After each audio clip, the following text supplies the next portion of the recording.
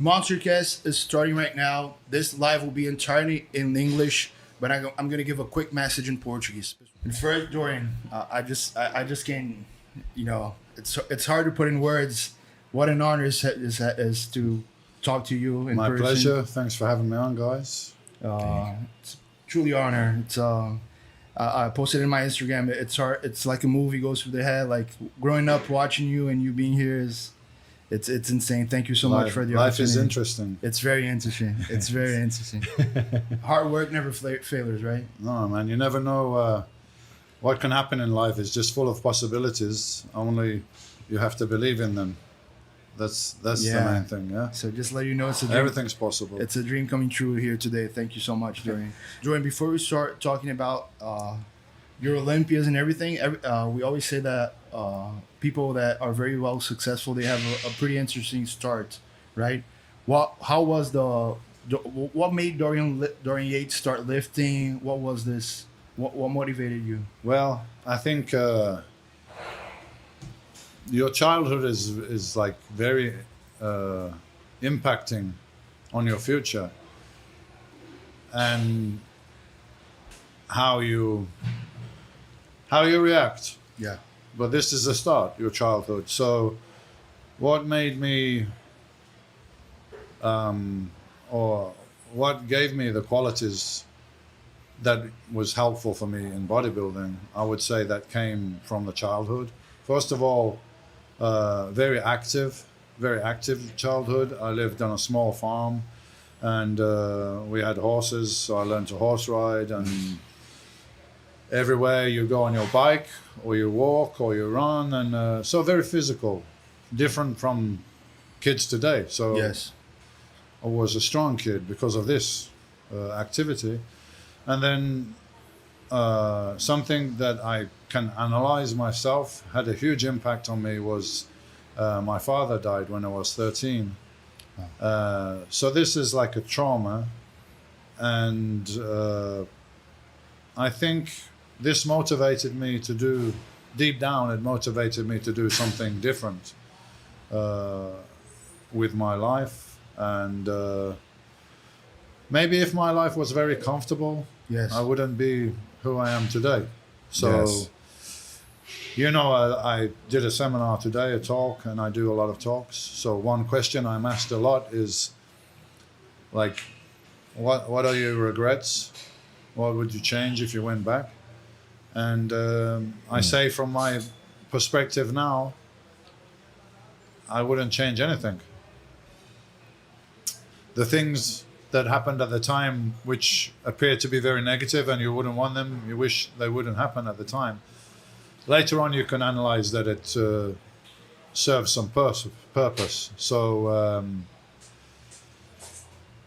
normally the bad things that happen to you, when you look back, they're the most valuable. Yeah. Because these are the things that drop in your life like a bomb, and create some opportunity for change. Because when we're comfortable, we don't normally change, right? Yeah. Why are we going to change? We're comfortable. So the things that happened in my life, which was maybe negative or traumatic or whatever, I see they all serve the purpose. It all depends on how you react. Exactly for them, that. right? You Shall I tell you a story? Or for bad, right? I'll tell you a story about two children. So their father was an alcoholic. So the first guy, he grows up, he's an alcoholic. So they say to him, why do you think you're an alcoholic? He said, because my father was an alcoholic. Okay. They asked the second son, he's very happy in life, he's very successful, everything's going well with him. Why are you so successful? Because my father was an alcoholic. Nice. Perfect sentence. Yes. It all depends on how you react. It depends how you react to it, But normally when things are traumatic, is somewhere there's an opportunity for growth and change, and maybe that's what you need at that point. So you can let something destroy you, or you can let it build you. Exactly the same thing. Same thing, right? Yeah. And when this happened, what was your mindset with the gym? Like, why go to the gym? I was not going to the gym at that point. I didn't even know the gym really exists at that point.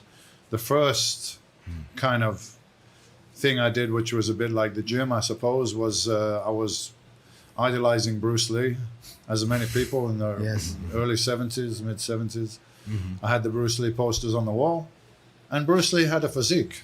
Okay, it's not like the bodybuilding physique now, but he had a physique, back then, and he was ripped and he had abs, and everyone wanted to look like that. So I was doing karate lessons, and I was doing the push-ups and the squats and the sit-ups, and eventually it occurred to me that I enjoyed that part of it more, the physical, the hard work, more than the learning the techniques. And eventually then through that I was introduced to weights. When I was around 16, I started doing some weights. But my life didn't follow a path where I could follow it at this point. I was very interested in it, and I had some magazines and stuff like that. But, you know, life happened, and I wasn't able to, like, devote myself to it at that point. And when I was 18, I got into some trouble. Minor things, really, but anyway, I ended up in what's called in England a youth detention center. Yes. So it's like a jail, but for 16 to 21 years old, and it's a very physical regime, like in the military. You have to do exercise, you have to do marching, you have to make your bed. Try to teach the guys discipline. That was the idea behind it, and some skill in a workplace or something like that. And fortunately for me, they had weights there. And we had an officer, a physical education officer, that was a powerlifter. Nice. So he liked the weights. Yeah. And he saw that I was stronger than the other guys, and I already had like a good-looking physique and everything like this. And I was introduced to the weights, and I did everything properly. So this gave me some kind of respect in this place, from the other guys, right, and from the officers. Everybody treated me as if I was a bit different. They respected you, right? Yeah, they respected me, and I realized this is something that I naturally could be good at. Because look, there's 300 here. I'm the best, and I love this. Yeah, I like this. I like the challenge of doing this, and I like the idea of using this to change my life and to do it in a way that was unique and individual, my way. It was not the way which I was being told to do this by the teachers, by the system, by anybody. It's something totally out of the ordinary. Mm-hmm. And so when I had the opportunity to start doing it properly, it was not a casual thing. It was not like, oh, I go to the gym and I start training and I started to get interest. No, I was already interested, and I already knew that this was my path, which I would follow. Yes.